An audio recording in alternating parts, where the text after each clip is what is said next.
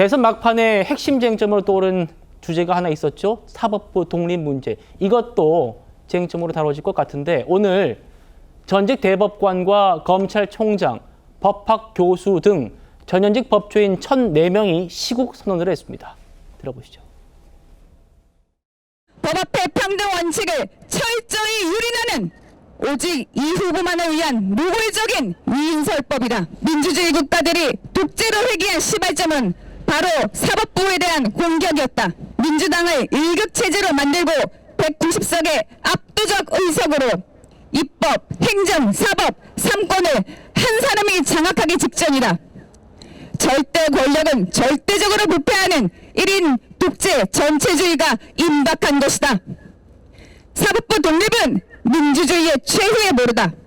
우리 대한민국 법조인들과 전국 교수들은 삼권 분립의 헌법 질서와 민주주의를 파괴하는 시도를 강력히 규탄하며 어떤 경우에도 결코 용납하지 않을 것이다. 전인삼 변호사님, 민주당이 지금 사법개혁의 명목으로 추진하는 법안들이 있잖아요.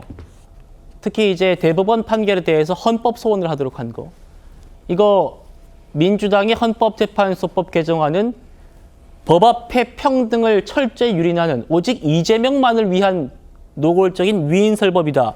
이런 얘기도 했고 입법, 행정, 사법을 한 사람이 장악하기 직전인데 절대 권력은 절대적으로 부패하는 1인 독재 전체주의가 임박한 것이다 라고 오늘 법조인 1,004명이 시국 선언을 했습니다. 민주당 어떻게 바라보십니까? 글쎄요, 저 이번에 시국 선언을 한 의견에 대해서 모든 법조인이 과연 공감을 할 것인가는 좀 생각을 해봐야 될 문제가 아닌가 생각이 듭니다. 예. 입법 행정의 경우에는 사실상 우리가 국민 선거를 통해서 이루어지는 권력이라고 할 수가 있겠죠. 사법 권력이라고 하는 것은 무소불위의 권력이 아니에요. 국민이 부여한 권력입니다. 국민이 부여한 권력에 대해서 이를 사실상의 사법의 정치화처럼 정치에 개입하는 모습을 보여준다고 한다면 당연히 그 부분은 지적을 할 수가 있는 부분이에요.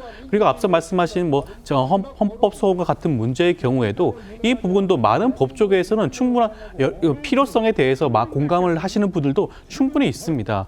이를 통해서 헌법재판소가 한 번 더 그 부분을 살펴볼 수가 있는 문제이고요. 위헌 위법성을 따져볼 수도 있는 것입니다. 국민의 기본권을 침해하는 부분에 대해서는 헌재가 당연히 따져봐야 될 수가 있는 부분이고요.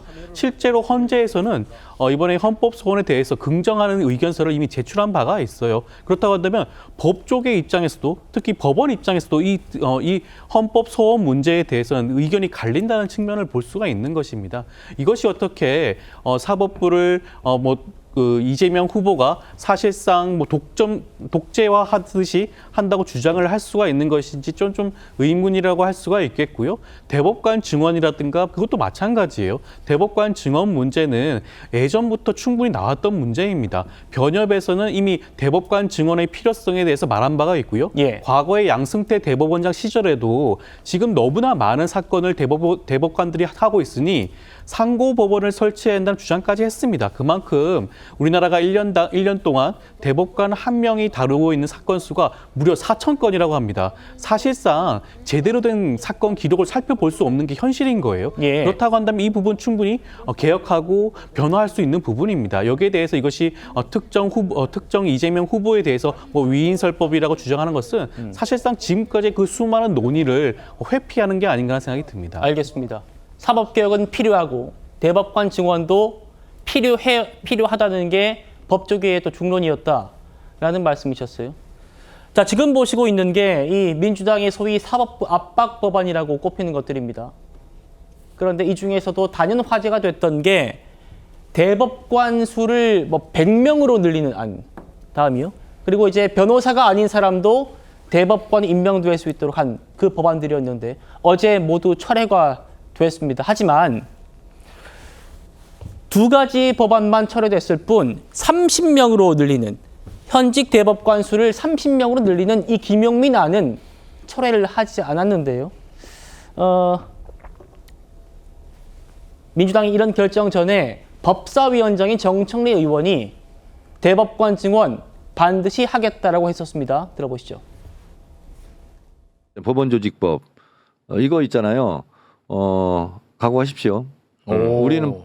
대법관 반드시 증언합니다. 100명, 50명, 30명 아니 쭉 있는데 네. 숫자는 좀 조정이 가능합니다. 이재명 정부가 탄생하면 곧바로 처리할 겁니다. 와. 이거. 만약에 제가 이걸 처리하지 못하면 네. 최강욱 손에 장을 지지겠습니다. 근데 진짜로 하겠다는 얘기입니다. 아이, 허 대변인. 그러니까 네. 30명 증원, 100명 증원은 우리가 좀 모르겠지만 네. 대법관 30명 증원을 하겠다. 여기에 대해서 쭉 보여드리겠습니다. 법조계에서도 우려가 나옵니다. 네. 지금 그 정청래 위원장 법사위원장이잖아요. 우리나라의 법에 대해서 법, 질서, 사법부 전체를 다 국회에서 관장하는 분인데 저분의 저런 그 언어의 그 수준, 이낙연 전 총리가 얘기한 괴물 독재 국가의 그 언어 수준을 그대로 보여주는 것 같습니다. 누구 보라고 하지 않습니까? 그 전에 또 어느 의원은 뭐라고 했죠? 이것들 봐라, 한 달만 기다려. 이재명 후보 본인도 몸 조심하라고 해. 이렇게 했지 않습니까? 그저께 남미 베네수엘라에서 총선하고 지방선거가 함께 있었습니다. 예. 투표율이 몇 %였는지 아십니까? 12.5%. 12%요. 투표율이 12.5%입니다. 이 베네수엘라가 지금 우리가 지금 겪고 있는 일과 똑같은 일이 20년 전에 벌어졌어요. 좌파 독재자 차베스가 20명이었던 대법관을 32명으로 늘리면서 다 자기 편을 다 끼워 넣었습니다. 그랬더니 그다음부터 대법원이 어떤 일이 일어나도 정권에 불리한 판결을 하지 않게 됐습니다. 온갖 일이 다 일어났습니다. 그러는 동안에 경제는 추락해서 베네수엘라가 국가경제 파탄의 대명사가 됐지 않습니까? 국제사회에서. 20년 동안 아직도 정권이 교체되지 않고 있어요. 근데 어제 선거가 치러졌는데 국민들이 투표할 필요 없다고 생각하는 거예요. 투표하면 뭐 해요? 하면 다 대법원이 판결 어떤 일이 있어도 판결 안 되고 행정부 그대로고 투표 하나만 안 합니다. 그러니까 12.5%의 투표율이 나온 것입니다. 지금 우리가 그 초입을 들어서고 있는 거예요. 근데 설마 그렇게 되겠어? 되잖아요. 정청래 위원장 얘기했잖아요. 두고 보라고. 하나 안 하나. 이거 정말 이 국가의 저는 이게 사법부 압박 법안이 아니라 사법부 해체 법안입니다. 이거는. 정말 심각한 위기의식을 느껴야 되는 때입니다.